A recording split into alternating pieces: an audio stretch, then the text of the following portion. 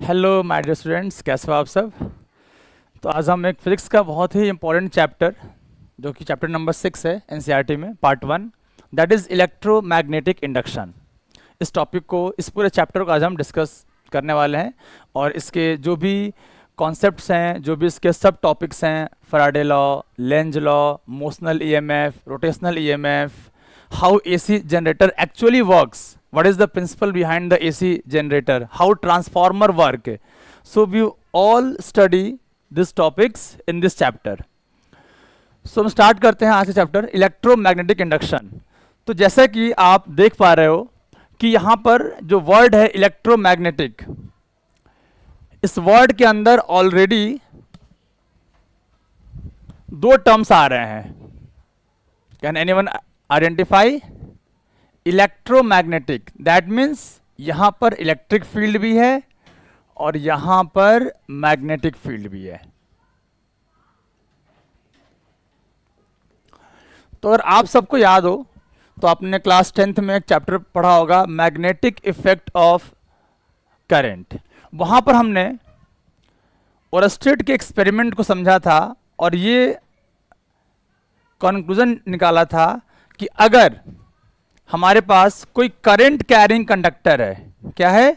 Current carrying conductor है, तो उस करंट कैरिंग कंडक्टर के अगर आसपास अगर आप कोई मैग्नेटिक नीडल लेकर जाते हो, तो हमने ये ऑब्जर्व किया कि वो मैग्नेटिक नीडल क्या कर रहा है? डिफ्लेक्शन शो कर रहा है।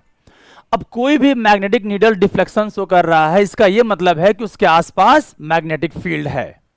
बट आप साफ साफ देख सकते हो कि इस मैग्नेटिक नीडल के आसपास कोई भी मैग्नेट नहीं है। एक कॉपर का वायर है जिसमें करंट फ्लो हो रहा है, बट इसके बावजूद इस नीडल में डिफ्लेक्शन हो रहा है। और इस एक्सपेरिमेंट से ओरस्टेड ने हमें एक कंक्लूजन दिया था कि current carrying conductor behaves as a magnet. यहां पर कोई मैग्नेट नहीं है, उसके बावजूद आपका मैग्नेटिक नीडल क्या हो रहा है? डिफ्लेक्ट हो रहा है। दैट मीन्स इस पूरे रीजन में कोई ना कोई फील्ड पहले से प्रेजेंट है, क्योंकि नेचर में सेम टाइप ऑफ फील्ड क्या करते हैं? इंटरैक्ट। एक मास दूसरे मास पे फोर्स लगाता है because both have gravitational field. एक चार्ज दूसरे चार्ज पे फील्ड लगाता है because both have electric field. Similarly एक मैग्नेट दूसरे मैग्नेट पर फोर्स एक्सर्ट करता है because of the magnetic field. तो सिंपल सा है कि हमने ये ऑब्जर्व किया कि अगर किसी भी करंट कैरिंग कंडक्टर के आप पास में क्या रखते हो? मैग्नेटिक नीडल, तो उसके अंदर डिफ्लेक्शन हो रहा है। It clearly state that there is something like magnetic field around this needle. But वो फील्ड आया कहां से? उस फील्ड का सोर्स क्या है? तो जब हमने करंट को जीरो किया तो हमने देखा डिफ्लेक्शन नहीं हो रहा है। When the current is zero there is no deflection. But जैसे ही इस कॉइल में करंट फ्लो हुआ, हमने क्या देखा? डिफ्लेक्शन हो रहा है। दैट मीन्स कि करंट के होने और ना होने से ये डिसाइड हो रहा है कि ये नीडल डिफ्लेक्ट होगा कि नहीं होगा। ओके, तो यहां से एक कॉन्सेप्ट समझ में आता है कि करंट से हम मैग्नेटिक फील्ड क्रिएट कर सकते हैं। और करंट किससे बनता है? मूविंग चार्ज से। तो indirectly we can say moving charge or a current carrying conductor produce magnetic field around itself. तो ये था हमारा ओरस्टेड का एक्सपेरिमेंट कि करंट से हम क्या बना रहे हैं? Magnetic field. नेचर में हमेशा सिमेट्री पाई जाती है। जहां अच्छाई है वहां पर बुराई भी है, जहां अंधकार है वहां पर प्रकाश भी है। तो आगे जब साइंस डेवलप हो रहा था, तो जो साइंटिस्ट थे, जो हमारे रिसर्चर्स थे, उनके माइंड में आइडिया आया कि अगर करंट से फील्ड बना सकते हैं तो क्या फील्ड से भी करंट बनाया जा सकता है? क्योंकि नेचर में सिमेट्री हमेशा पाई जाती है। तो आज हम पढ़ने वाले हैं कि फील्ड से करंट कैसे बनाया जाए। तो field and current, that means magnetic field and electric field. Current का मतलब क्या होता है? कि कोई चार्ज है जो किसी इलेक्ट्रिक फील्ड के इन्फ्लुएंस में मूव कर रहा है। आपके पास एक कंडक्टर है, उस कंडक्टर के अंदर क्या होते हैं? Million trillions of free electrons. अच्छे, बच्चों के अंदर डाउट ये भी होता है कि सर अगर किसी कंडक्टर के पास फ्री इलेक्ट्रॉन्स हैं तो क्या हम ये कह सकते हैं कि वो एक चार्ज बॉडी है? अगर कोई कंडक्टर है जिसके पास मिलियंस ऑफ फ्री इलेक्ट्रॉन्स हैं, तो क्या हम ये कह सकते हैं कि एक चार्ज बॉडी है? इज इट ट्रू और फॉल्स? This is false. इस पर जो नेट चार्ज है वो क्या है? अभी भी जीरो है। इलेक्ट्रॉन्स फ्री का मतलब ये है कि जो उसके आउटर मोस्ट सेल के इलेक्ट्रॉन्स हैं वो फ्री हैं केवल, बट जो उस पूरे एटम का नेट चार्ज है, that is sum of positive charges and all the negative charges, उसका नेट वैल्यू क्या होता है? जीरो होता है। ठीक है, तो अगर किसी कंडक्टर के पास क्या है? फ्री इलेक्ट्रॉन्स हैं, तो क्या हम ये कह सकते हैं कि वो तो सर मोशन में है, तो क्या उनके मोशन से करंट बन सकता है? क्योंकि हमने जो पढ़ रखा है definition of current, that is it is defined as rate of flow of charge. तो inside conductor there are millions of electrons, वो सारे इलेक्ट्रॉन्स मोशन में हैं, बट वो मोशन कैसा है? वो एक रैंडम मोशन है, और रैंडम मोशन की वजह से उन चार्जेस का नेट डिस्प्लेसमेंट जीरो होता है, जिसकी वजह से नेट वेलोसिटी जीरो आती है, जिसकी वजह से नेट करंट जीरो होता है। लेकिन अगर हम इसी कंडक्टर के क्रॉस इलेक्ट्रिक फील्ड अप्लाई कर दें, इलेक्ट्रिक फील्ड कैसे करेंगे अप्लाई? अगर हम एक बैटरी लगा दें, तो बैटरी का प्रॉपर्टी क्या होता है? उसके पास होते हैं दो टर्मिनल, एक प्लस एक minus, higher potential lower potential, और इलेक्ट्रिक फील्ड फ्लो होता है हायर पोटेंशियल से लो पोटेंशियल। और जब किसी चार्ज को आप इलेक्ट्रिक फील्ड में रखते हो, तो वो चार्ज एक तरह का फोर्स एक्सपीरियंस करता है। ठीक है, ये हम पढ़ चुके हैं चैप्टर 1 में, कि जब भी किसी चार्ज को आप इलेक्ट्रिक फील्ड में रखते हो, तो वो चार्ज क्या करता है? फोर्स एक्सपीरियंस करता है। कितना force? Force on a charge due to electric field is Q into E। अगर आपका चार्ज पॉजिटिव चार्ज है, it will move in the direction of electric field. अगर आपका चार्ज नेगेटिव चार्ज है, it will move in the opposite direction of electric field. ये सब हम chapter 1 में डिस्कस कर चुके हैं, ये ब्रीफ इंट्रो था जो आ गया इस टॉपिक में। ठीक है, तो बेसिकली हमने अभी तक ये डिस्कस किया कि ओरस्टेड के एक्सपेरिमेंट से हमने करंट की हेल्प से क्या बनाया था? Magnetic field. अब इसके कन्वर्स को प्रूफ करना चाहते हैं कि क्या हम मैग्नेटिक फील्ड से करंट बना सकते हैं। मतलब हम क्या कर रहे हैं? मैग्नेटिक फील्ड से इलेक्ट्रिक फील्ड क्रिएट कर रहे हैं, और इसी को कहा जाता है इलेक्ट्रोमैग्नेटिक, जहां पर इलेक्ट्रिक फील्ड भी है और क्या है? मैग्नेटिक फील्ड भी है। और हम स्टार्टिंग से जानते आ रहे हैं कि electric field and magnetic field are directly interacted with each other. जहां इलेक्ट्रिक फील्ड है वहां मैग्नेटिक फील्ड बना सकते हैं, जहां मैग्नेटिक फील्ड वहां इलेक्ट्रिक फील्ड भी क्रिएट किया जा सकता है। ठीक है, वो टॉपिक हम पढ़ेंगे बाद में। तो अभी हम आते हैं इलेक्ट्रोमैग्नेटिक इंडक्शन पे। तो जो एक साइंटिस्ट थे माइकल फैराडे, उन्होंने बहुत ही प्यारा एक्सपेरिमेंट किया था, और उसी एक्सपेरिमेंट से हम प्रूव कर पाए कि we can create, we can induce not create, because electric field magnetic field is all are energy, and energy can neither be created, it can only be transform from one form to another form. तो हम यहां से ये समझने वाले हैं कि हम क्या करेंगे? मैग्नेटिक फील्ड से क्या बनाएंगे? Electric field. मतलब we are trying to induce current with the help of magnet. ठीक है, तो जो फैराडे का पहला एक्सपेरिमेंट है, एक्सपेरिमेंट नंबर 1, फैराडे ने क्या किया? एक मैग्नेट लिया, नॉर्थ पोल साउथ पोल, और हम सब इनकी प्रॉपर्टीज को जानते हैं। और हमारे पास एक सर्कुलर कॉइल है। ठीक है, अगर आप कॉइल देखना चाहते हो तो आपको मैं लास्ट में एक डेमोन्स्ट्रेशन दिखाऊंगा, अभी के लिए आप ये देख लो कि जैसे हमारे पास ये कॉइल है। ठीक है, इस कॉइल के अंदर बहुत सारे कॉपर के टर्न्स हैं, और आप देख सकते हो कि इस कॉइल के साथ कोई भी पावर सप्लाई नहीं लगा हुआ है। सिंपल एक कॉइल है जिसके साथ एलईडी बल्ब लगा हुआ है। एलईडी बल्ब का काम क्या है? It shows the presence of current in the coil. अगर कॉइल में करंट होगा तो ये बल्ब ग्लो करेगा, नहीं होगा तो नहीं ग्लो करेगा। ठीक है, तो हमारे पास एक मैग्नेट है, अभी हम बाद में डिस्कस करेंगे कि ये यहां पर सर तो there is no magnet, there is a coil, तो वो कैसा है हम डिस्कस करेंगे। तो हमारे पास एक मैग्नेट है और एक कॉइल है, और हमने क्या किया हुआ है? इस कॉइल के साथ एक छोटा सा एलईडी बल्ब लगा रखा है। ठीक है, और अभी आपका ये रेस्ट में है और ये भी रेस्ट में है। तो फराडे ने क्या किया, फराडे ने पहले कॉइल को रखा रेस्ट में और इस मैग्नेट को कॉइल की तरफ मूव करना स्टार्ट किया, और उन्होंने जैसे ही इस मैग्नेट को कॉइल की तरफ मूव करना स्टार्ट किया तो what he observe, the LED bulb glows.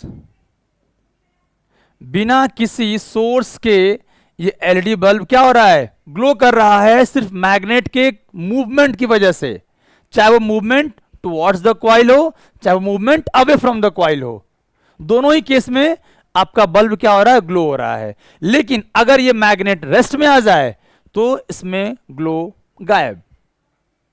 तो फराडे को ये फील हुआ कि हम मैग्नेट के मोशन से क्या कर सकते हैं, करंट को इंड्यूस कर सकते हैं।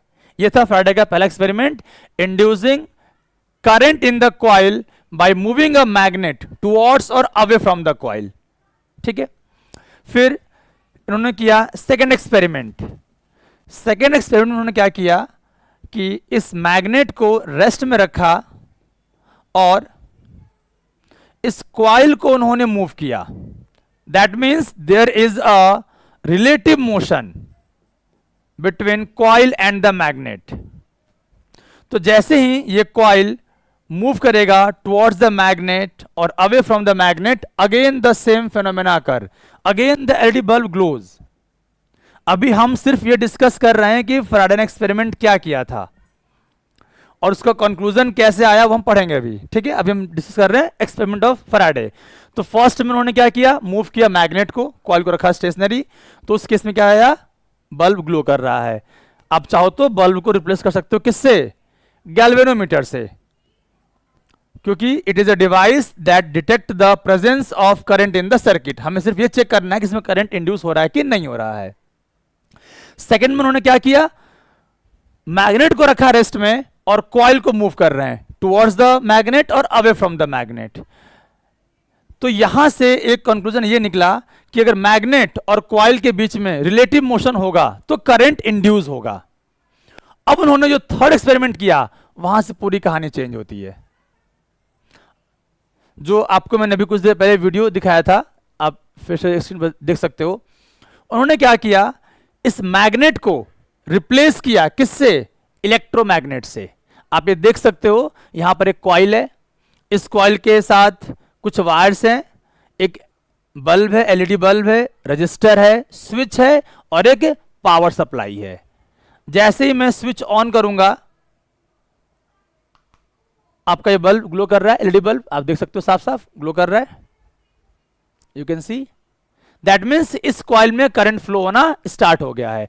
और अकॉर्डिंग टू ओरस्टेड हम ये पढ़ चुके हैं कि current carrying coil behaves as a magnet. That means कि हम मैग्नेट की जगह क्या रख रहे हैं, इलेक्ट्रोमैग्नेट, इसे बोलते हैं इलेक्ट्रोमैग्नेट। हम यहां पर मैग्नेटिक फील्ड प्रोड्यूस कर रहे हैं with the help of electricity, it is called as electromagnet. तो जैसे ही उन्होंने क्या किया, इस मैग्नेट को रिप्लेस किया एक करंट कैरिंग कॉइल से। हमारे पास एक कॉइल है, हमने एक बैटरी लगाया, एक स्विच लगा दिया जो आपको मैंने दिखाया था। ठीक है, अब आप स्विच ऑन करोगे तो इसमें करंट फ्लो होगा, तो ये बन जाएगा एक मैग्नेट। और यहां पर वही सेम कॉइल है जो ये है और जो ये है, और इसके साथ में एक एलईडी बल्ब है। ठीक है, और अब कोई भी मूव नहीं कर रहा है, अब कोई भी मूव नहीं कर रहा है, ना तो ये मूव कर, ना तो ये मूव कर रहा है। अब हम सिर्फ क्या करने वाले हैं, स्विच को ऑन एंड ऑफ, स्विच को ऑन एंड ऑफ। ठीक है, तो पहले हम करके देखते हैं क्या होता है, लेट्स सी। तो हमारे पास आप देख सकते हो, this is the primary coil जिसमें करंट फ्लो हो रहा है, this is the secondary coil जिसके पास कोई भी सोर्स नहीं है करंट का। आप अच्छे से देख लो, सिर्फ एक कॉपर के कॉइल है और एक एलईडी बल्ब है। अभी जब मैं इसके पास रख रहा हूं तो क्या ये बल्ब ग्लो कर रहा है, नहीं कर रहा है। अब मैं जैसे ही स्विच को ऑन करूंगा बल्ब ग्लो हुआ, यू कैन सी। वोल्टेज कम है, थोड़ा पास लेके आते हैं इसके, आप देख सकते हो। जैसे मैं स्विच को ऑफ करूंगा बल्ब ग्लो करना बंद कर गया, ग्लो कर गया, बंद हो गया, ऑन हो गया, ऑफ हो गया। तो ये बहुत ही इंटरेस्टिंग फिनोमेना है कि हम करंट कहां दे रहे हैं, प्राइमरी कॉइल में, और हमें करंट कहां मिल रहा है, सेकेंडरी कॉइल में। ठीक है, अब ये क्यों हो रहा है, कैसे हो रहा है, इसको हम समझते हैं। आप देख सकते हो स्विच ऑन हुआ, ये बल्ब आपका ग्लो कर रहा है। ठीक है, जैसे स्विच हमने ऑफ किया, इसकी लाइट चली गई। स्विच हमने ऑन किया, ये बल्ब ग्लो कर रहा है। Can you differentiate? Let me switch off the light. Sir light of करना। You can see when there is no current in the primary coil, there is no current in the secondary coil, and when we switch on the current, there is a current in the secondary coil. तो ये क्यों हो रहा है, कैसे हो रहा है, इसका बेसिक कॉन्सेप्ट क्या है, ये आज हम इस चैप्टर में पढ़ने वाले हैं पूरे डिटेल में। Okay, so let's come to the topic electromagnetic induction. तो आखिर स्विच के ऑन करने से या स्विच के ऑफ करने से करंट क्यों हो रहा है। यहां तो समझ में आता था कि रिलेटिव मोशन की वजह से कुछ हो रहा होगा जिसकी वजह से करंट इंड्यूस हो रहा है, but there is no relative motion, उसके बावजूद इस कॉइल में करंट इंड्यूस हो रहा है। वो कैसे हो रहा है, क्यों हो रहा है, उसके पीछे का लॉजिक क्या है, ठीक है, वही हम शॉर्ट में पढ़ने वाले हैं। तो इस टॉपिक को पढ़ने से पहले हमें एक और टॉपिक पढ़ना पड़ेगा, that is called as magnetic flux. Magnetic flux. तो हमने चैप्टर 1 में एक टॉपिक पढ़ा था इलेक्ट्रिक फ्लक्स, अगर आपको याद हो अच्छे से, चैप्टर 1 इलेक्ट्रिक फ्लक्स। और आई होप आप क्लास 12 के स्टूडेंट हो जो आप वीडियो देख रहे हो, ठीक है। तो इलेक्ट्रिक फ्लक्स में हमने डिस्कस किया था कि अगर किसी सरफेस के perpendicular magnetic field lines cross करती हैं, अगर किसी सरफेस के परपेंडिकुलर, उसको कहते हैं एरिया वेक्टर। जैसे अगर ये सरफेस है, इसका परपेंडिकुलर ये हो गया इसका एरिया वेक्टर, इस सरफेस का एरिया वेक्टर इसके परपेंडिकुलर, इस सरफेस का एरिया वेक्टर इसके परपेंडिकुलर। तो ये हमारे पास एक सरफेस है, ये मैंने आपको सर्कल का साइड व्यू बना रखा है। जैसे ये हमारे पास एक सरफेस है और इस सरफेस के परपेंडिकुलर, ये सरफेस इसके परपेंडिकुलर, ये मैंने आपको यहां पर दिखा रखा है ऐसे, ठीक है। तो इस सरफेस का एरिया वेक्टर इस सरफेस से क्या होगा, परपेंडिकुलर। और अगर आपका मैग्नेटिक फील्ड लाइन उस सरफेस के एरिया वेक्टर के डायरेक्शन में है या सरफेस के परपेंडिकुलर है, आप कुछ भी कह सकते हो, एरिया वेक्टर के डायरेक्शन में है, दैट मींस वो क्या है, सरफेस के परपेंडिकुलर है, क्योंकि एरिया वेक्टर क्या होता है, सरफेस के परपेंडिकुलर ही होता है, ठीक है। तो वी कैन से अगर कोई इलेक्ट्रिक फील्ड लाइन किसी सरफेस के परपेंडिकुलर या सरफेस के एरिया वेक्टर के डायरेक्शन में क्रॉस करता है, पास करता है, तो वहां पर एक नई फिजिकल क्वांटिटी आती है, इसे कहा जाता है इलेक्ट्रिक फ्लक्स, जिसको हम फाई ई से रिप्रेजेंट करते थे। तो अगर हम यहां पर एक इलेक्ट्रिक फील्ड है जो सरफेस को क्रॉस करके बाहर जा रहा है, सरफेस के परपेंडिकुलर, तो यहां पर एक नया फिजिकल क्वांटिटी इंट्रोड्यूस होगा, that is called as electric flux, जिसका फॉर्मूला पढ़ा था हमने E S cos theta, where theta is the angle between electric field and area vector. आप साफ साफ देख सकते हो इस सरफेस का एरिया वेक्टर किधर है, इलेक्ट्रिक फील्ड के डायरेक्शन में है, सो थीटा बिकम्स 0, तो E into S, this is the formula of electric flux. Similarly अगर हमारे पास एक सरफेस है और उस सरफेस के perpendicular magnetic field lines cross करती हैं, सेम मतलब कि सरफेस के एरिया वेक्टर के डायरेक्शन में हो या सरफेस के परपेंडिकुलर हो, दोनों का मीनिंग सेम है। सरफेस के एरिया वेक्टर के डायरेक्शन में मतलब कि सरफेस के परपेंडिकुलर हो गया, because area vector is perpendicular to the surface, okay. तो अगर किसी सरफेस से मैग्नेटिक फील्ड लाइंस उसके परपेंडिकुलर क्रॉस करती हैं तो वहां पर जो फिजिकल क्वांटिटी बनता है उसे कहा जाता है magnetic flux, B A cos theta. Same formula electric flux का था, बस वहां इलेक्ट्रिक फील्ड था तो ये आ गया था, यहां पर क्या मैग्नेटिक फील्ड तो बी आ गया है। ठीक है, और हर फिजिकल क्वांटिटी का क्या होता है, यूनिट होता है। तो यहां पर जो इसकी यूनिट है वो कहलाती है weber. What is the unit of magnetic flux, weber. What is the SI unit of electric flux, newton metre square per coulomb. ये कैसे आया, तो इलेक्ट्रिक फील्ड इनटू एरिया है, electric field is force upon charge, तो newton upon coulomb, और into area है तो into metre square, तो newton metre square per coulomb. ठीक है, similarly the SI unit of magnetic flux is weber. Okay, तो हमने ये डिस्कस किया कि अगर किसी सरफेस के perpendicular magnetic field lines cross करती हैं तो वहां पर एक नया फिजिकल क्वांटिटी आएगा जिसे नाम दिया गया मैग्नेटिक फ्लक्स, जिसका फॉर्मूला होता है बी ए कॉस थीटा। अब मान लो अगर इसी क्वेश्चन में जो हमारा सरफेस है उसमें कोई चेंज नहीं किया हमने, लेकिन हमारा जो मैग्नेट है वो एक सर्टेन एंगल पे क्रॉस कर रहा है। ठीक है, तो हमें क्या करना है, हमें यह पता करना है कि इस सरफेस से कितनी फील्ड लाइंस क्रॉस कर रही हैं। कोई भी चीज क्रॉस कब होगी, जब वो उसको हिट करेगी परपेंडिकुलर। मतलब हमें क्या करना है, मैग्नेटिक फील्ड का वो कंपोनेंट लेना है जो एरिया वेक्टर के डायरेक्शन में होगा।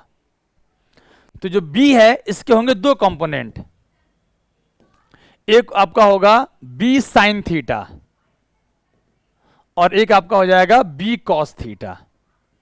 ठीक है, तो क्या मुझे आप बताओ कि अगर ये मेरे पास एक सरफेस है और ये सरफेस ऐसा है, एक फील्ड ये है बी साइन थीटा और एक फील्ड ये है बी कॉस थीटा, तो कौन सा कंपोनेंट इस सरफेस को क्रॉस कर रहा है, बी साइन थीटा या B cos theta? B cos theta इस सरफेस को क्या कर रहा है, क्रॉस कर रहा है। दैट मीन्स कि हमें फील्ड का वो कंपोनेंट लेना है जो एरिया वेक्टर के डायरेक्शन में है, ये आपको ध्यान रखना है। तो यहां से हमारा फ्लक्स क्या बन जाएगा, बी ए कॉस थीटा। इस केस में थीटा हमारा 0 है बिकॉज इसका एरिया वेक्टर क्या है, फील्ड के डायरेक्शन में है, सो थीटा इज 0। यहां पर एरिया वेक्टर फील्ड में क्या है, एक सर्टेन एंगल है। ओके, तो हमने वहां पर क्या लिया, फील्ड का वो कंपोनेंट जो एरिया वेक्टर के डायरेक्शन में है, तो क्या बनेगा फॉर्मूला हमारा बी ए कॉस थीटा। अब इसी फ्लक्स को वहां पर हम यूज करने वाले हैं अपने इलेक्ट्रोमैग्नेटिक इंडक्शन वाले कॉन्सेप्ट में। कैसे करेंगे, अब ध्यान से देखो, ये डायग्राम था हमारा। आपका फर्स्ट एक्सपेरिमेंट हो, सेकेंड हो या थर्ड हो, तीनों एक्सपेरिमेंट में हमारे पास क्या है, एक मैग्नेट है। फर्स्ट और सेकंड में क्या है, there is a permanent magnet, और थर्ड में क्या है, इलेक्ट्रोमैग्नेट है। अगर मैग्नेट है तो it has magnetic field lines.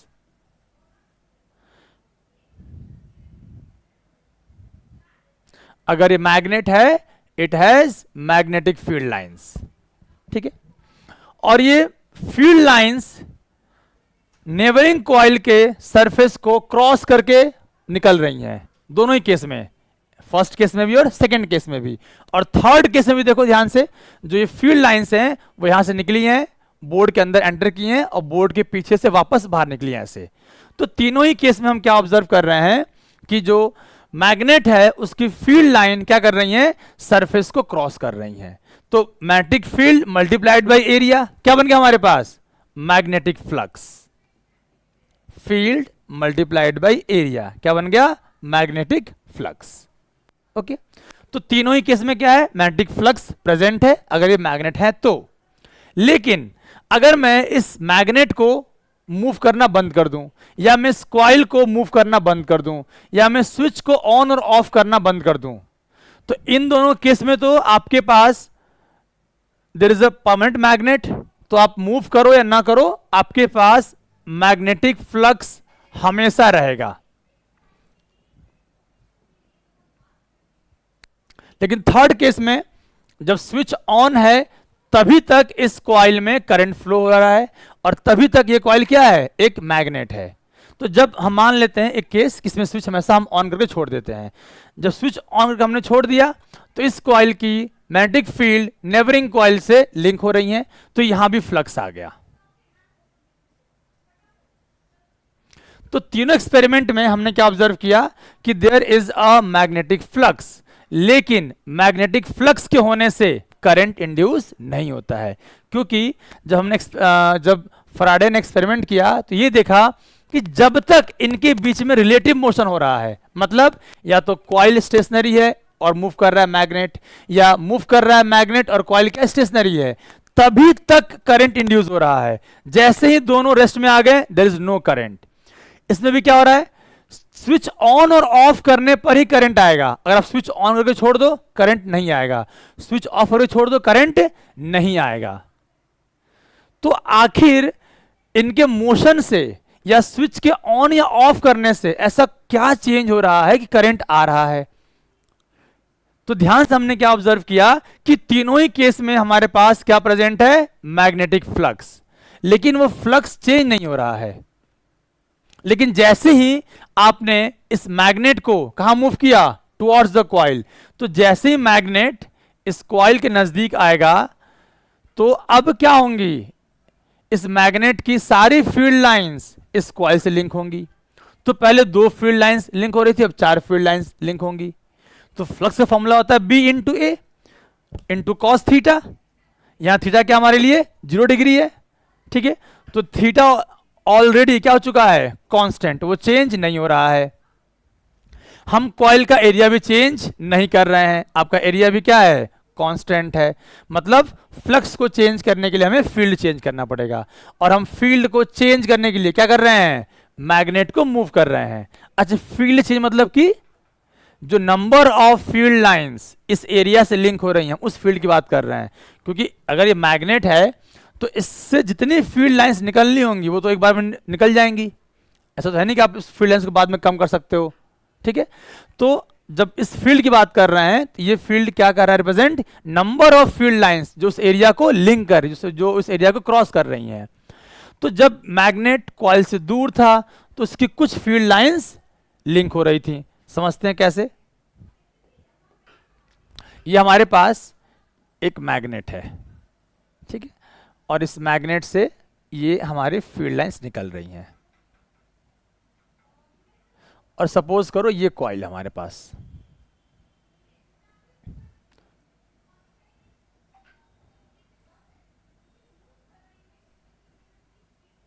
तो अभी हम क्या ऑब्जर्व कर रहे हैं कि इस कॉइल से सिर्फ एक सिंगल फील्ड लाइन पास कर रहा है, लेकिन आफ्टर सम टाइम अगर मैंने इस मैग्नेट को आगे मूव किया, यहां मूव किया सपोज करो, तो अब क्या होगा, सपोज करो ये 2 फील्ड लाइंस अभी क्रॉस नहीं कर रही हैं लेकिन ये 2 क्रॉस कर रही हैं। तो पहले कितना फील्ड था, एक फील्ड था, अब कितना हो गया, 3 फील्ड हो गया। और अगर ये बहुत क्लोज चला गया, सपोज करो ये बिल्कुल ऐसे कॉइल को जस्ट टच करने वाला है, तो इस केस में क्या होगा, अब हमारे पास पहले एक फील्ड लाइन, फिर 3 फील्ड लाइन और फिर 5 फील्ड लाइन। तो मोशन होने की वजह से क्या हो रहा है कि जो फील्ड लाइन एरिया से लिंक हो रही हैं वो बढ़ रही हैं, मतलब कि आपका फ्लक्स बढ़ रहा है, ठीक है। उसी तरह से अगर ये मैग्नेट इस कॉइल से दूर जाएगा तो फील्ड लाइंस जो लिंक हो रही है वो कम होंगी, तो फ्लक्स क्या हो रहा है, कम हो रहा है। और इसी चेंजिंग मैग्नेटिक फ्लक्स की वजह से कॉइल में करंट इंड्यूस हो रहा है। तो किसी भी कॉइल में अगर करंट इंड्यूस हो रहा है उसका सिंपल कॉन्सेप्ट है changing magnetic flux, changing magnetic flux. आप याद रखना, बच्चे कंफ्यूज होते हैं कि सर अगर फ्लक्स है, अगर हमारे पास सिर्फ और सिर्फ मैग्नेटिक फ्लक्स है तो क्या करंट इंड्यूस होगा, नो। वो मैग्नेटिक फ्लक्स टाइम के साथ वेरी करना चाहिए। टाइम के साथ वेरी मतलब कि चाहे वो इंक्रीज हो चाहे वो डिक्रीज हो, बस उसमें चेंज होना चाहिए। तो जब तक मैग्नेटिक फ्लक्स चेंज होता रहेगा तब तक आपको कॉइल में करंट मिलता रहेगा। जैसे ही फ्लक्स में चेंज होना बंद होगा, करंट इंड्यूस होना बंद हो जाएगा। आपका जो सेकेंड एक्सपेरिमेंट था उसमें भी सेम चीज हो रहा था। आपका मैग्नेट स्टेशनरी था लेकिन कॉइल टुवर्ड्स द मैग्नेट और अवे फ्रॉम द मैग्नेट। तो जब coil towards the I magnet, तो ज्यादा से ज्यादा फील्ड लाइंस क्या हो रही है, कॉइल से लिंक हो रही है, तो फ्लक्स बढ़ रहा है। जब कॉइल दूर जा रहा है तो फील्ड लाइंस कम हो रही हैं, जो लिंक हो रही हैं, तो फ्लक्स कम हो रहा है। Again there is changing magnetic flux. अब जो हमारा थर्ड एक्सपेरिमेंट है उसको समझते हैं, जहां पर कोई भी मूव नहीं कर रहा है। तो ये हमारे पास एक कॉइल है जिसमें हमने एक पावर सोर्स दिया है, बैटरी, ये स्विच है, और ये हमारे पास एक सेकेंडरी कॉइल है जिसमें हमने लगा रखा है एलईडी बल्ब, सिर्फ ये जानने के लिए कि इसमें करंट है कि नहीं है। ओके, तो जब स्विच आपका ऑफ है, जब आपका स्विच ऑफ है, तो इस कॉइल में जो फील्ड है वो क्या है, जीरो है। जब फील्ड ही जीरो है तो फ्लक्स भी क्या आएगा बेटा, जीरो आएगा। इस कॉइल से कोई फील्ड लाइन क्रॉस नहीं कर रही है। हमने जो स्विच ऑन किया, हमने जब स्विच को ऑन किया, तो जैसे ही हम स्विच को ऑन करेंगे तो इस कॉइल में करंट फ्लो होगा, और जैसे ही कॉइल में करंट फ्लो होगा, by the Oersted experiment, this coil now becomes a magnet. ये अपने आसपास क्या बनाना शुरू करेगा, मैग्नेटिक फील्ड लाइंस। तो जैसे ही इसकी फील्ड लाइंस इस कॉइल से लिंक हुई तो हमें क्या मिल गया, फ्लक्स मिल गया। देखो पहले फ्लक्स जीरो था, अब फ्लक्स कुछ आया है, वो हम करेंगे बाद में, how to find that value. ठीक है, तो पहले फ्लक्स क्या था, जीरो था, अब फ्लक्स कुछ ना कुछ आ गया है। That means there is a change in magnetic flux, there is a change in magnetic flux. और जैसे ही क्या आया, चेंज इन मैग्नेटिक फ्लक्स, हमें क्या मिला सर्किट में, current. There is a current induced in the secondary coil. अब आप स्विच को ऑन करके छोड़ दो, ठीक है, switch remains on, switch remains on, field बन रहा है, फ्लक्स अभी भी है। ठीक है, क्या फ्लक्स में चेंज आ रहा है, पहले भी एक फील्ड लाइन क्रॉस कर रही थी और अभी भी एक ही फील्ड क्रॉस कर रही है सेम एरिया से। So there is no change in flux, there is no change in flux. तो अगर आप स्विच को ऑन करके छोड़ देते हो तो आपका जो बल्ब है वो ग्लो करना बंद कर देगा। ठीक है, लेकिन आप जैसे स्विच को ऑफ करोगे, आप जैसे ही स्विच को ऑफ करोगे, फील्ड क्या हो गया, इस कॉइल में बेटा जीरो हो गया। जैसे ही फील्ड जीरो हुआ, फ्लक्स क्या हो गया, जीरो हो गया। Again there is change in flux, again there is change in flux. ठीक है, तो फराडे के जो तीन एक्सपेरिमेंट थे, 1, 2 और 3, जो हमने डिस्कस किया, पहले में हमारा मूव कर रहा था मैग्नेट, कॉइल रेस्ट में था। सेकंड में कॉइल मूव कर रहा है और कौन रेस्ट में है, मैग्नेट। और थर्ड में कोई मूव नहीं कर रहा है, सिर्फ स्विच को ऑन और ऑफ कर रहे हैं। तो इन तीनों ही केस में जो सबसे कॉमन चीज था वो क्या था, चेंजिंग मैग्नेटिक फ्लक्स। तो ये पूरी चैप्टर चलेगी इस टॉपिक पर, changing magnetic flux. So what is the definition of electromagnetic induction? The phenomenon of inducing EMF, the phenomenon of inducing EMF, क्योंकि जहां करंट होगा वहां पर वोल्टेज भी होगा, और जब वोल्टेज हम बात करते हैं सोर्स की, तो for that we use EMF, electromotive force, जो हम चैप्टर 3 में डिस्कस करते हैं। EMF और पोटेंशियल डिफरेंस में क्या डिफरेंस होता है, दोनों का क्या होता है, यूनिट वोल्ट होता है। ठीक है, but why we sometimes say EMF and why we sometimes say voltage, that is potential difference, we have discussed in chapter 3। तो जब भी हम बात करेंगे सोर्स की, तो ध्यान रखना सोर्स के लिए हम यूज करते हैं EMF। ठीक है, तो यहां पर क्या हो रहा है, इट इज अ सोर्स, इसमें करंट इंड्यूस हो रहा है। ठीक है, तो what is electromagnetic induction, simple language में, the phenomenon of inducing EMF and hence induced current in a circuit when there is a changing magnetic flux linked with the circuit, या फिर whenever a changing magnetic flux linked with the close circuit it induced EMF in the circuit. Simple है, whenever there is a changing magnetic flux linked with the closed circuit it induced EMF in the circuit and hence induced current in the circuit। तो इसके definition में जो की word है वो है changing magnetic flux, जो आपको एग्जामिनर खोजेगा उस डेफिनेशन में अगर आता है 1 नंबर का, तो changing magnetic flux is the key word, आप ये लिखो, आपको 1 मार्क्स मिल जाएंगे। ओके, तो इलेक्ट्रो मैग्नेटिक इंडक्शन एक फेनोमेना है जिसमें हम क्या करते हैं, किसी भी कॉइल में करंट इंड्यूस करते हैं, ठीक है, और उस करंट इंड्यूस के पीछे का जो बेसिक कॉन्सेप्ट है वो क्या है, चेंजिंग मैग्नेटिक फ्लक्स। अब आपका जो फॉर्मूला है फ्लक्स का वो क्या है, बी ए कॉस थीटा। अगर आपको फ्लक्स चेंज करना है तो या तो फील्ड चेंज करो, या तो एरिया चेंज करो, या तो फील्ड और एरिया के बीच का एंगल चेंज करो। इनमें से आप कोई भी चेंज करोगे तो क्या होगा, फ्लक्स चेंज होगा। फ्लक्स चेंज होगा तो क्या होगा, करंट इंड्यूस होगा। ठीक है, एक बार मैं आपको वापस से ये डेमोन्स्ट्रेशन दिखा देता हूं।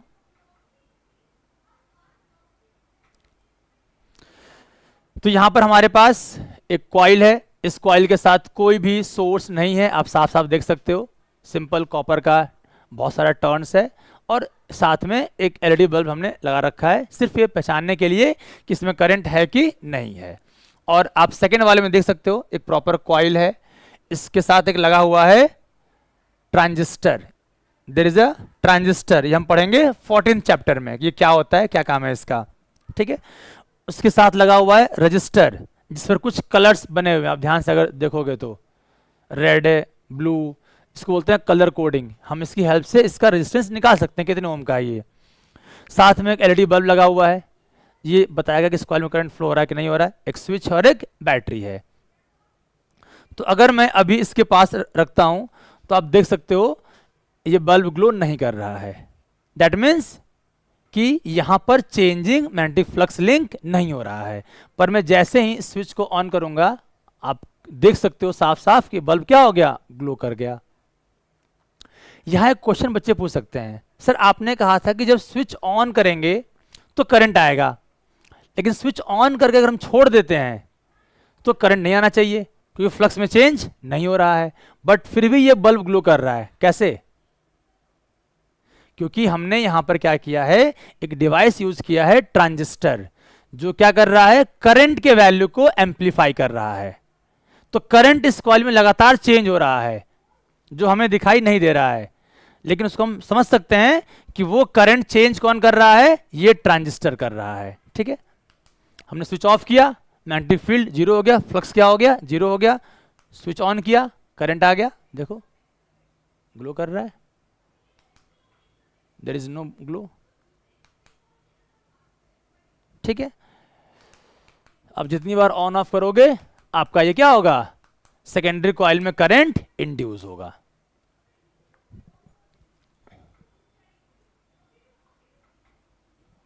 ओके, तो हम एक बार ओवरव्यू करते हैं आज का टॉपिक का।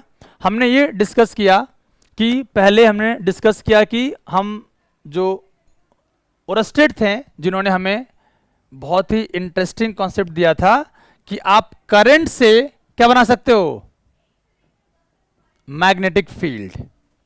और फिर आए फराडे और इन्होंने क्या दिया, आप फील्ड से क्या बना सकते हो, current. In this way we can say that electric field and magnetic field are interlinked with each other. तो एक कंबाइंड आता है, इसको बोलते हैं इलेक्ट्रोमैग्नेटिज्म। ठीक है, फिर हमने डिस्कस किया कि मैग्नेटिक फ्लक्स क्या होता है। जब भी किसी सरफेस एरिया के perpendicular magnetic field lines cross करेंगी तो जो फिजिकल क्वांटिटी जनरेट होगी उसको कहा जाएगा magnetic flux. The number of magnetic field lines crossing through an area normally or the number of magnetic field lines passing through the area in the direction of its area vector, दोनों का meaning same है, is known as magnetic flux. और इसका formula होता है B A cos theta. अगर आपका field area vector के डायरेक्शन में नहीं है तो आपको फील्ड का लेना है वो कंपोनेंट जो एरिया वेक्टर के क्या हो, डायरेक्शन में हो। ठीक है, और इसका होता है SI यूनिट वेबर। फिर हमने डिस्कस किया फराडे के 3 एक्सपेरिमेंट, जिससे हमें ये मिला कंक्लूजन कि whenever there is a changing magnetic flux linked with the circuit it induce EMF in the circuit and this whole phenomena is known as electromagnetic induction. यहां तक कोई डाउट? ठीक है। फिजिक्स में हम कुछ भी पढ़ते हैं तो हमारा क्या होता है मेन कंसर्न कि सर कोई चीज अगर हो रहा है तो कितना हो रहा है, वैल्यू, अमाउंट। अगर ये पेन बड़ा है तो कितना बड़ा है, अगर वोल्टेज इंड्यूस हो रहा है तो कितना इंड्यूस हो रहा है, 4 वोल्ट, 5 वोल्ट, 10 वोल्ट, हमें उस वैल्यू को निकालना पड़ेगा। सेकेंड थिंग, जो करंट बन रहा है क्या उसकी डायरेक्शन सेम है, क्या वो मैग्नेट पास ले जाने से या दूर ले जाने से जो आपका डिफ्लेक्शन है गैल्वेनोमीटर में, क्या वो एक ही डायरेक्शन में हो रहा है कि अलग अलग हो रहा है। ठीक है, तो मेरे पास है नहीं अभी गैल्वेनोमीटर। अगर हम यहां पर क्या लगा दें, इन प्लेस ऑफ LED क्या लगा दें हम, गैल्वेनोमीटर। क्या लगा दें, गैल्वेनोमीटर। तो हमने ये ऑब्जर्व किया कि जब हम मैग्नेट को कॉइल के पास लेके आ रहे हैं तो मान लेते हैं कि डिफ्लेक्शन हुआ है एंटी क्लॉकवाइज, मतलब करंट एंटी क्लॉकवाइज फ्लो हो रहा है, और जैसे ही हम मैग्नेट को कॉइल से दूर ले जा रहे हैं तो हमने क्या ऑब्जर्व किया, अब डिफ्लेक्शन हो गया है अपोजिट डायरेक्शन में। अगर पहले करंट क्लॉकवाइज है अब करंट क्या हो गया, एंटी क्लॉकवाइज है, या पहले करंट एंटी क्लॉकवाइज है अब क्या हो गया है, क्लॉकवाइज हो गया है। मतलब कि यहां पर जो करंट इंड्यूस हो रहा है वो स्टेडी करंट नहीं है, उस करंट का डायरेक्शन चेंज हो रहा है, उस करंट का मैग्नीट्यूड चेंज हो रहा है, और इसी करंट को कहा जाता है ऑल्टरनेटिंग करंट, जो हमारा नेक्स्ट चैप्टर है। ठीक है, तो अब हम ये जानना चाहते हैं कि चेंजिंग मैग्नेटिक फ्लक्स से EMF इंड्यूस होगा। ठीक है, उसकी वैल्यू कितनी होगी, कितना वोल्ट इंड्यूस होगा, और वो वोल्ट अगर रेजिस्टेंस से डिवाइड कर दिया जाए तो हमें क्या मिलेगा, कितना करंट इंड्यूस हुआ है। ठीक है, तो इसको पढ़ने के लिए हम करेंगे study laws of electromagnetic induction. So next topic is laws of electromagnetic induction. Laws of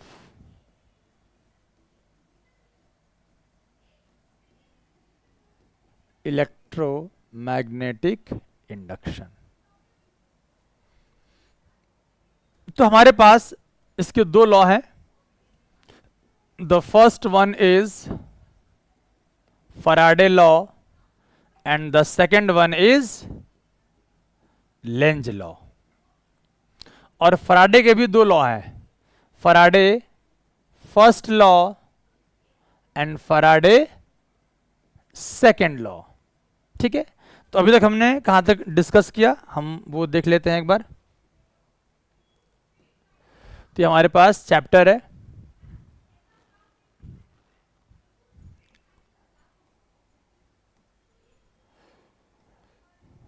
ये हो गया हमारा इंट्रोडक्शन, देन हमने डिस्कस किया फराडे के एक्सपेरिमेंट।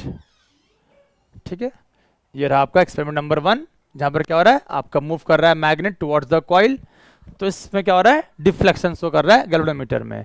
देन हमने डिस्कस किया फराडे का सेकेंड एक्सपेरिमेंट, जिसमें कि क्या हो रहा है कि आपका इसमें फर्स्ट में ही दोनों एक्सप्लेन कर रखा है। एक बार हमने मूव किया मैग्नेट को और हमने एक बार मूव किया किसको, कॉइल को मूव किया। और जो हमारा थर्ड एक्सपेरिमेंट था जिसमें हमने मैग्नेट को रिप्लेस किया किससे, करंट कैरिंग कॉइल से। आप देख सकते हो एक कॉइल है, एक बैटरी है। ठीक है, this is called as electromagnet. ये आपका हो गया एक्सपेरिमेंट नंबर 3। तो हमने यहां तक डिस्कस कर लिया है, ये हमने वर्ड भी डिस्कस कर लिया था, मैग्नेटिक फ्लक्स क्या होता है। ठीक है, BA cos theta that is B dot A। अब हम स्टडी करने वाले हैं फैराडेज लॉ ऑफ इंडक्शन। ठीक है, तो जैसे मैंने आपको बताया कि फैराडे जो लॉज हैं वो दो हैं, Faraday law and Lenz law. ठीक है, फैराडे के भी दो लॉ हैं, first law and second law. जो फैराडे का फर्स्ट लॉ है that is the definition of EMF, definition of EMF. और जो फैराडे का सेकेंड लॉ है it gives the magnitude of EMF, it gives the magnitude of EMF. और जो Lenz law है it gives the direction of induced current, direction of induced current. ठीक है, तो we have already discuss what is electromagnetic induction. ठीक है, EMI, electromagnetic induction. Whenever there is a changing magnetic flux linked with a closed circuit, it induces EMF in the circuit. It is called as electromagnetic induction. अब उस electromagnetic induction से जो current आया है, जिसका source कोई ना कोई वोल्टेज रहा होगा, जिसको हम EMF बोलते हैं, उस EMF का मैग्नीट्यूड कितना होगा ये बताया किसने? फैराडे ने। तो फैराडे ने ये देखा कि जब हम मैग्नेट को बहुत मूव कर रहे हैं तेजी से तो डिफ्लेक्शन तेजी से हो रहा है, जब स्लोली मूव कर रहे हैं डिफ्लेक्शन बहुत स्लो जा रहा है। दैट मीन्स कि जो फ्लक्स में चेंज होने का रेट है, एक था हमारा फ्लक्स में चेंज हो रहा है मतलब घट रहा है बढ़ रहा है, इट विल इंड्यूस ईएमएफ। अब वो चेंज कितना फास्ट है या वो चेंज कितना स्लो है ये हमें क्या देगा? इंफॉर्मेशन कि कितना वोल्टेज वहां इंड्यूस होगा। तो जो डेल्टा फाई है मतलब चेंज इन फ्लक्स, वो टाइम के साथ कितना है इसका जो वैल्यू है वो हमें क्या देगा? Magnitude of induced EMF. ठीक है, तो हम लिख सकते हैं E induced equals to D phi by D T. This is called as instantaneous value. जब भी हम स्मॉल चेंज निकालते हैं उससे बोलते हैं instantaneous value, and this is the average value. और अगर उस कॉइल में n नंबर ऑफ टर्न है तो क्या हो जाएगा? n d phi by D t. That means n phi two minus phi one upon t two minus t one. ये कुछ नहीं है।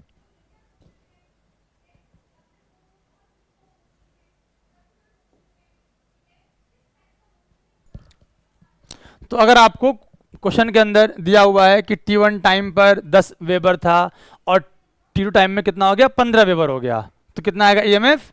15 minus 10 upon T2 minus T1। That is the average value of EMF.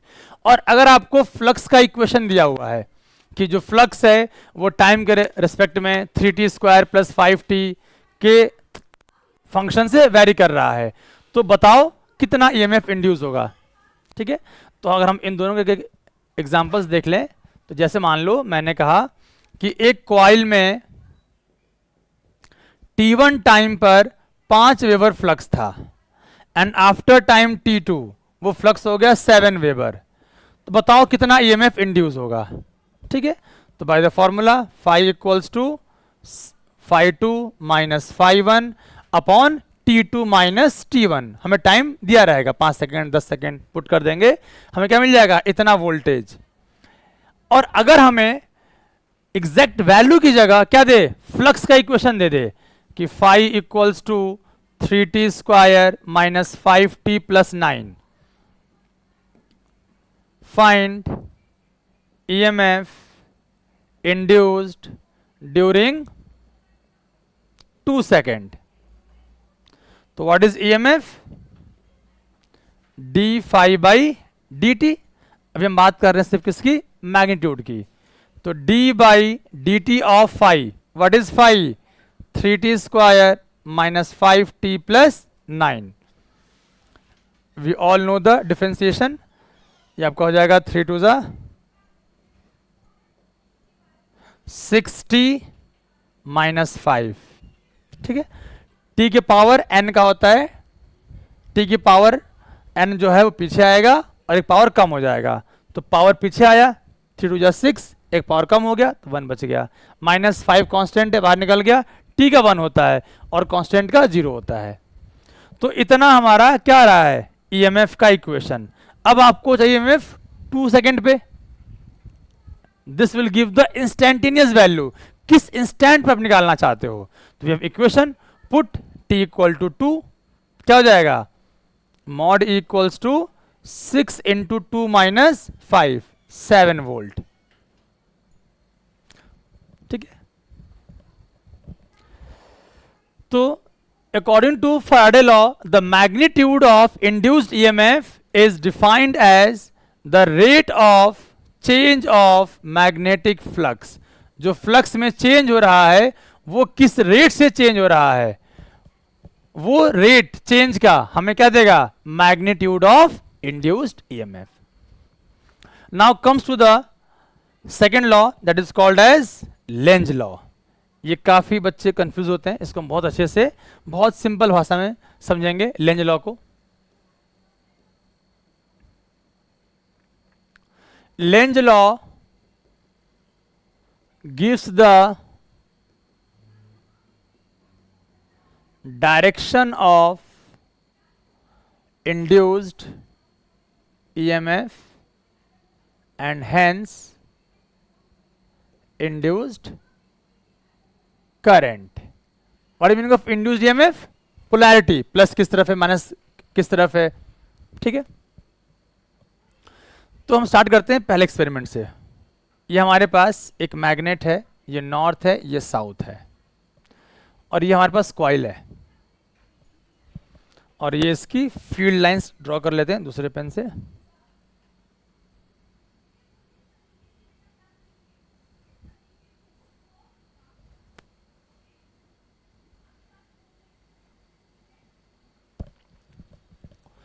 तो जैसे ही ये magnet इस coil की तरफ मूव करेगा तो हमने क्या देखा कि अगर यहां पर क्या लगा हुआ है, गैल्वेनोमीटर या एलईडी, कोई भी डिवाइस जो बता सके इस कॉइल में करंट है, तो उस गैल्वेनोमीटर में जो पॉइंटर है उसमें क्या आएगा, डिफ्लेक्शन। क्या आएगा बेटा, डिफ्लेक्शन। ये पॉइंटर हमारा मूव किया। अब जो पॉइंटर है वो इधर भी जा सकता है या फिर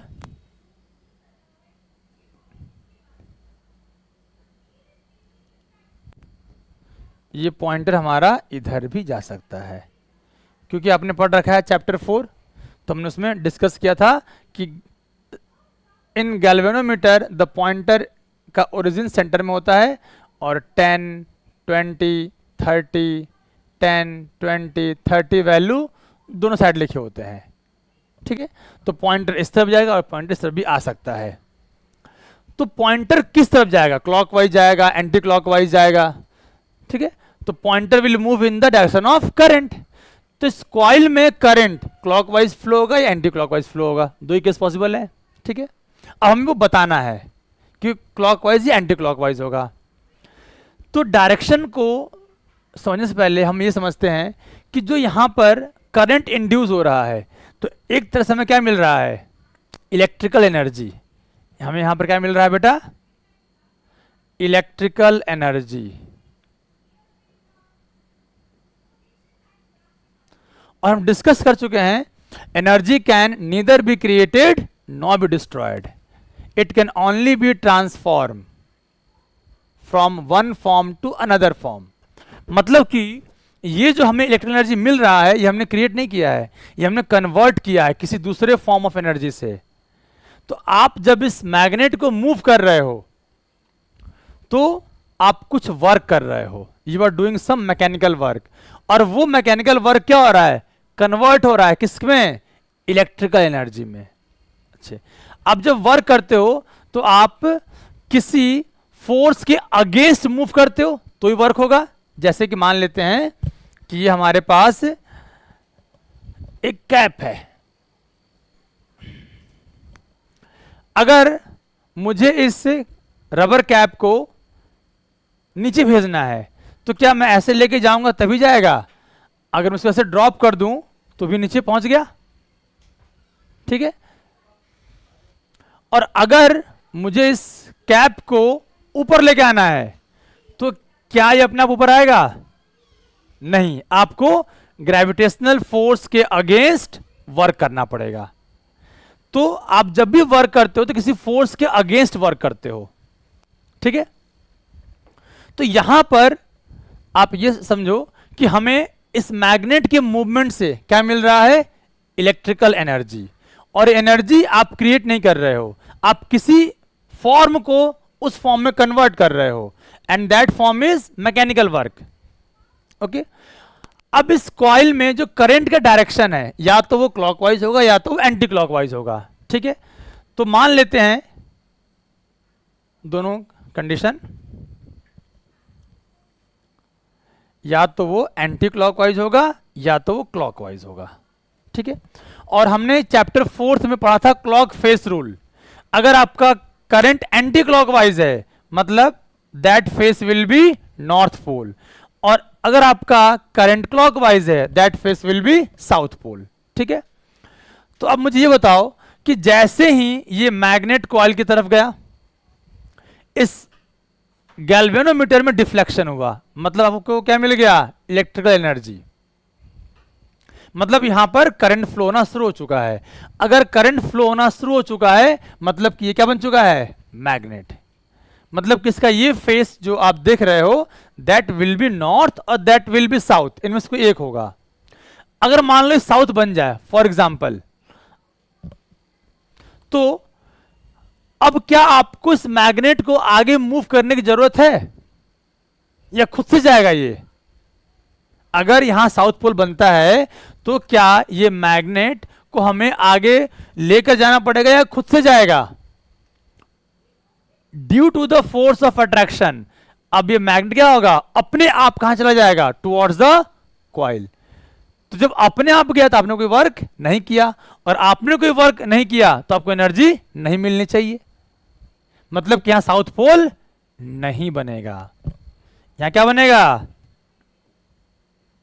यहां बनेगा आपका नॉर्थ पोल। क्या बनेगा? North pole. कैसे? जैसे आपने मूव किया मैग्नेट को, ठीक है, करंट इसमें हुआ इंड्यूस, और जैसे ही करंट इंड्यूस हुआ ये बन गया मैग्नेट। दैट मीन्स इसके पास पोल्स आ चुके हैं, या तो नॉर्थ या तो साउथ।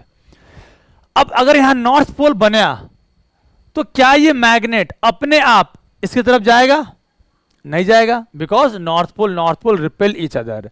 अब आपको इस मैग्नेट को इस कॉइल के तरफ लेकर जाने के लिए वर्क करना पड़ेगा, और आप जो वर्क अब कर रहे हो वही वर्क आपको मिल रहा है किसके फॉर्म में? इलेक्ट्रिकल एनर्जी के फॉर्म में।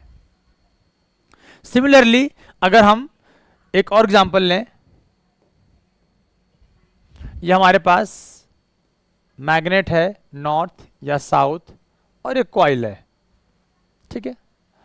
अब हम इस मैग्नेट को कॉइल से दूर ले जा रहे हैं, तो जैसे ही हम मैग्नेट को कॉइल से दूर लेके जाएंगे तो फ्लक्स में चेंज आएगा, और जैसे ही फ्लक्स में चेंज आएगा इस कॉइल में क्या होगा?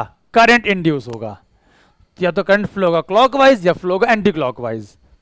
तो हमें यह देखना है कि इसमें जो पोलैरिटी बनेगी वो ऐसा बनना चाहिए कि जो इसको आगे जाने से रोके, तभी तो आप वर्क उसके अगेंस्ट करोगे, और वही वर्क आपको क्या मिलेगा? In the form of electrical energy. तो यहां क्या बनना चाहिए? नॉर्थ या साउथ?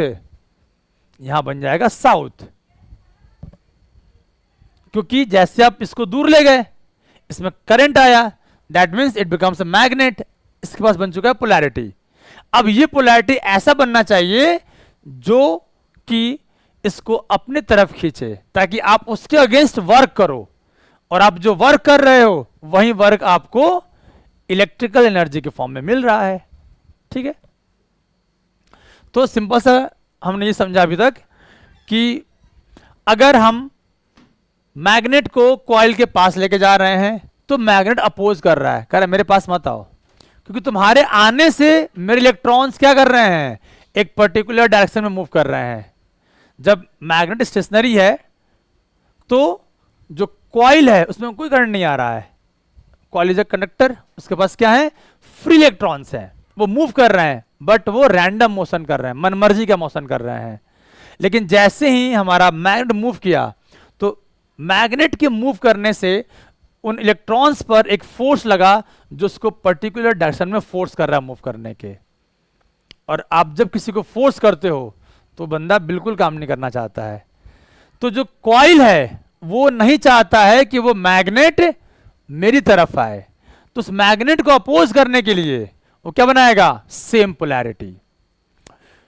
अब यहां पर क्या है कि ये जो मैग्नेट है वो ऑलरेडी कॉइल के पास है, और अब क्या हो रहा है, मैग्नेट दूर जा रहा है। तो कोई ये भी नहीं चाहता कोई मुझसे दूर जाए, कोई चाहता है कोई क्लोज बंदा दूर जाए। तो जब ये दूर जा रहा है तो कॉइल क्या कह रहा है, मुझसे दूर मत जाओ, तो उसको वो अट्रैक्ट कर रहा है by creating the opposite polarity.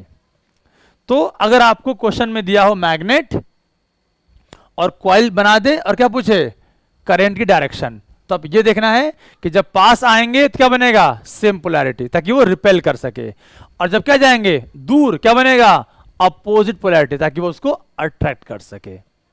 अब हम क्या करते हैं, इस मैग्नेट को रिप्लेस करते हैं किससे, करंट कैरिंग कॉइल से। ठीक है, तो मान लो मैंने एक वायर लिया, इसमें हम फ्लो करा रहे हैं स्टेडी करंट। कौन सा करंट, स्टेडी करंट। और हमने इसके ऊपर एक सर्कुलर कॉइल रख दिया। ठीक है, ऐसे। इसका क्या है, एरिया वेक्टर ये है।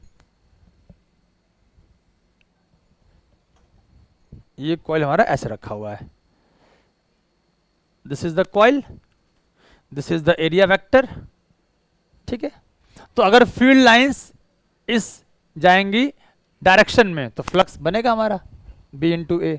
ठीक है, अब मेरा क्वेश्चन ये है कि इस कॉइल में करंट का डायरेक्शन बताओ, find the direction of induced current in the coil. तो इंड्यूस्ड करंट तभी बनेगा जब फ्लक्स चेंज होगा। फ्लक्स होने से करंट नहीं बनता है, ध्यान रखना आपको। जब तक फ्लक्स चेंज नहीं होगा करंट इंड्यूस नहीं होगा। तो यहां पर जो करंट है वो कैसा है बेटा, स्टेडी करंट है। कैसा करंट है, स्टेडी करंट है। स्टेडी करंट मतलब एक ऐसा करंट जो टाइम के साथ चेंज नहीं हो रहा है, कांस्टेंट करंट है। तो अगर कांस्टेंट करंट फ्लो हो रहा है तो फील्ड भी क्या होगा, कांस्टेंट होगा। फील्ड भी कांस्टेंट है, कॉइल का एरिया भी कांस्टेंट है, और फील्ड और एरिया के बीच का एंगल भी कांस्टेंट है। तो फ्लक्स तो है बट चेंजिंग मैग्नेटिक फ्लक्स नहीं है, तो इसमें कोई भी करंट इंड्यूस नहीं होगा। ये ध्यान रखना आपको। ऐसा नहीं कि फ्लक्स आ गया तो करंट आ जाएगा, चेंजिंग फ्लक्स आएगा तो ही करंट आएगा। ठीक है, तो अब इस क्वेश्चन को हम चेंज करते हैं। अब हमने क्या किया, स्टेडी करंट की जगह हम करेंगे इंक्रीजिंग और डिक्रीजिंग करंट। तो हमने लिया इंक्रीजिंग करंट। हमने क्या लिया, इंक्रीजिंग करंट। अभी तक हमने लेंज लॉ का स्टेटमेंट नहीं पढ़ा है, उसको हम समझने के लिए एक्सपेरिमेंट कर रहे हैं। तो जब करंट टाइम के साथ इंक्रीज हो रहा है, दैट मीन्स इस वायर के अराउंड जो फील्ड लाइंस बनेंगी, कैसे बनेंगी, कॉन्सेंट्रिक सर्कल। ठीक है, हम पढ़ चुके हैं 4th चैप्टर में। तो इस वायर की जो फील्ड होगी वो क्या होगी, टाइम के साथ इंक्रीज होगा। और इस वायर का फील्ड इसको ऐसे क्रॉस कर रहा होगा बाहर की तरफ। जैसे ये कॉइल है, ये कॉइल है, ये वायर है जिसमें करंट है। तो by right hand thumb rule, current ये है, इसकी फील्ड कहां जा रही है बेटा, outside the plane. This is the wire, thumb represent the direction of current, and the curled finger will give the direction of magnetic field. तो इस वायर की वजह से इसकी फील्ड क्या है, बोर्ड के प्लेन के परपेंडिकुलर। क्या है, बोर्ड के प्लेन के परपेंडिकुलर। ठीक है, तो फील्ड लाइंस बेसिकली क्या हो रही हैं, एरिया वेक्टर के डायरेक्शन में है। कहां पर है, एरिया वेक्टर के डायरेक्शन में है। तो फ्लक्स कितना आ गया, B A cos theta, theta is 0, B into A. और करंट बढ़ रहा है, आपका फील्ड बढ़ रहा है, तो फ्लक्स भी क्या हो रहा है, बढ़ रहा है। तो इस कॉइल में फ्लक्स क्या हो रहा है, बढ़ रहा है। ठीक है, जब इस कॉइल में फ्लक्स बढ़ रहा है तो करंट का डायरेक्शन बताओ क्या होना चाहिए। तो हमने क्या देखा था इन केस ऑफ मैग्नेट, कि जब मैग्नेट कॉइल की तरफ आ रहा था तो उसने क्या किया, सेम पोलैरिटी डेवलप किया उसको रिपेल करने के लिए कि वो मेरे पास ना आए। और जब मैग्नेट कॉइल से दूर जा रहा था तो उसने क्या किया, अपोजिट पोलैरिटी डेवलप किया ताकि वो दूर ना जाए। तो दोनों ही केस में जो कॉइल है वो क्या कर रहा है, अपोज कर रहा है किस चीज को, चेंजिंग मैग्नेटिक फ्लक्स को। मैग्नेट के पास आने से फ्लक्स बढ़ रहा है तो चाहता फ्लक्स ना बढ़े, तो क्या बना रहा है, सेम पोलैरिटी नॉर्थ पोल, मतलब एंटी क्लॉकवाइज। और मैग्नेट के दूर जाने से फ्लक्स कम हो रहा है तो क्या चाहता है, फ्लक्स कम ना हो, तो क्या बना रहा है, क्लॉकवाइज साउथ पोल। मतलब कि जो इंड्यूस्ड करंट है उसका डायरेक्शन ऐसा होना चाहिए कि वो चेंजिंग मैग्नेटिक फ्लक्स को अपोज करे। मतलब अगर फ्लक्स बढ़ रहा है तो कम करना चाहेगा, फ्लक्स कम होगा तो उसको बढ़ाना चाहेगा। तो इस कॉइल में फ्लक्स है, हमने देख लिया, इस वायर का फील्ड इस कॉइल से लिंक हो रहा है, ठीक है। और करंट बढ़ रहा है टाइम के साथ तो फील्ड भी बढ़ रहा है, तो नंबर ऑफ फील्ड लाइंस बढ़ रही हैं, तो नंबर ऑफ फील्ड लाइंस बढ़ेंगे तो फ्लक्स बढ़ेगा। अब फ्लक्स कहां बढ़ रहा है, बाहर की तरफ, by right hand thumb rule field कहां पर है, बाहर की तरफ है। तो इस कॉइल में जो मैग्नेटिक फ्लक्स है वो इंक्रीज हो रहा है कहां पर, नॉर्मल द प्लेन, कहां हो रहा है, नॉर्मल टू द प्लेन। तो ये कॉइल क्या चाहेगा, इस फ्लक्स को बढ़ाना या घटाना, ये कॉइल इस फ्लक्स को कम करना चाहेगा। तो कम करने के लिए क्या करेगा, ये खुद की फील्ड लाइंस क्या भेजेगा इनटू द प्लेन। जब इसकी फील्ड जो बनेगी, अगर वो फील्ड इनटू द प्लेन जाए तो फील्ड क्या होती है, वेक्टर क्वांटिटी। इस वायर की फील्ड आउटसाइड द प्लेन, इसकी फील्ड इनटू द प्लेन, तो नेट फील्ड क्या हो गया, कम हो गया। तो फ्लक्स को कम करने के लिए जो आपका कॉइल है वो इनटू द प्लेन अपना फील्ड भेजना चाहेगा, नॉर्मल इनटू द प्लेन। ये क्या है, नॉर्मल आउटसाइड द प्लेन। अब अगर इस कॉइल की field lines into the plane जा रही हैं, मतलब कि यहां क्या बनना चाहिए, south pole, because field lines enters in south pole and what is meaning of south pole, clockwise direction. तो लेंज का लॉ क्या कहता है, the direction of induced EMF according to Lenz law, Lenz law according to Lenz law, the direction of induced EMF is such that it opposes the cause. It opposes the cause. And what is the cause? Cause is the changing magnetic flux. So when we write Lenz law, so E becomes minus d phi b by dt. Minus sign indicate it opposes the change in magnetic flux, ठीक है। So this is the complete formula of EMF, जो किससे आता है, law of electromagnetic induction से आता है। तो हमने डिस्कस किया अभी तक what is magnetic flux, what is electromagnetic induction, how current is induced in the coil, and what is the magnitude of induced EMF as well as magnitude of induced current by describing Faraday law and Lenz law. तो एक question के साथ इस session को हम खत्म करेंगे।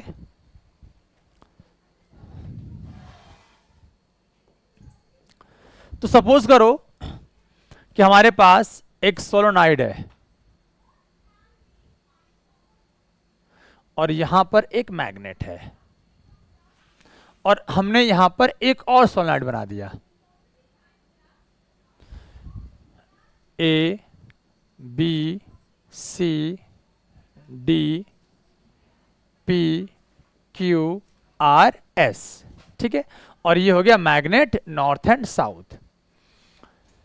मान लेते हैं कि जो मैग्नेट है वो कॉइल 1 की तरफ मूव कर रहा है, this is coil 1, this is coil 2। तो आपको इन दोनों ही सोलेनॉइड में बताना है करंट का डायरेक्शन। तो for the direction of current we use Lenz law. ठीक है, लेंज लॉ का सिंपल सा कॉन्सेप्ट क्या है कि चेंज इन मैग्नेटिक फ्लक्स को अपोज करना है। घट रहा है तो बढ़ाना है, बढ़ रहा है तो घटाना है। ठीक है, तो जब ये नॉर्थ पोल इसकी तरफ आएगा तो नॉर्थ पोल के पास आने से नॉर्थ पोल की फील्ड लाइंस क्या होंगी, ज्यादा से ज्यादा कॉइल 1 से लिंक होंगी, तो फ्लक्स बढ़ रहा होगा कॉइल 1 की तरफ। तो कॉइल 1 क्या चाहेगा कि नॉर्थ पोल मेरे पास ना आए, इस नॉर्थ पोल को रोकने के लिए यहां पर क्या बनाएगा, ये नॉर्थ पोल। ठीक है, और जब ये मैग्नेट इस कॉइल से दूर जा रहा है तो साउथ पोल से जो फील्ड लाइंस आ रही होंगी इसके अंदर, इस कॉइल से होकर के वो फील्ड लाइंस कम होती जाएंगी क्योंकि वो दूर हो रहा है। तो कॉइल क्या चाहेगा कि फील्ड लाइंस कम ना हो, तो उसको वो रोकना चाहेगा। तो रोकने के लिए यहां क्या बनाएगा, नॉर्थ पोल।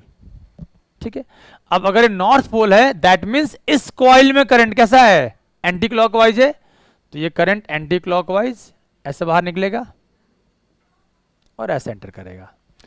और यहां पर इसमें क्या है, नॉर्थ पोल है मतलब एंटी क्लॉकवाइज, तो ये करंट आपका ऐसे बाहर निकल जाएगा।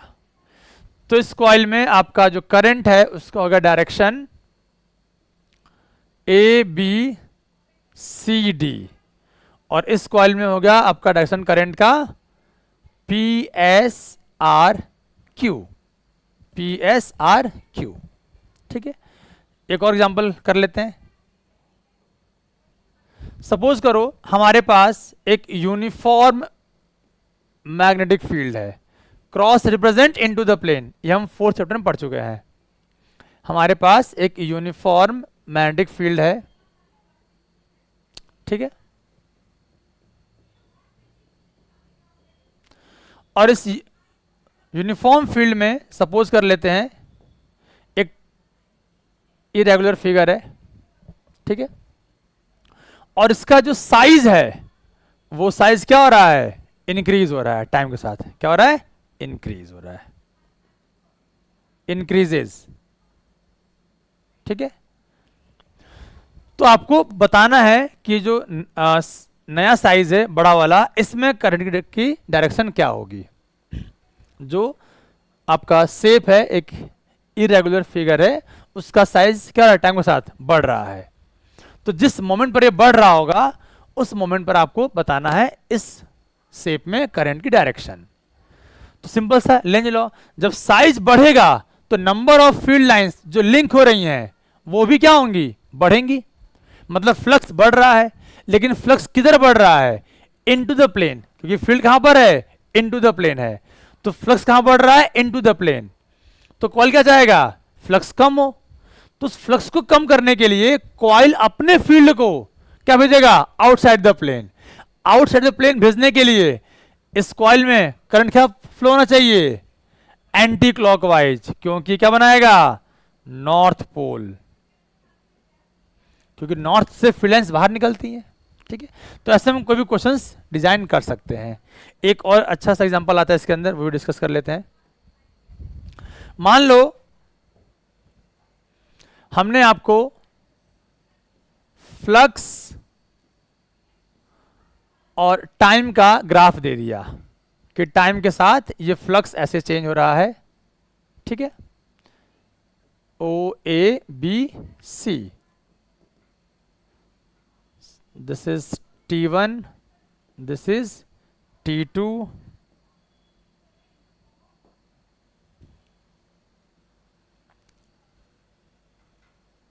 and this is T3. Plot a graph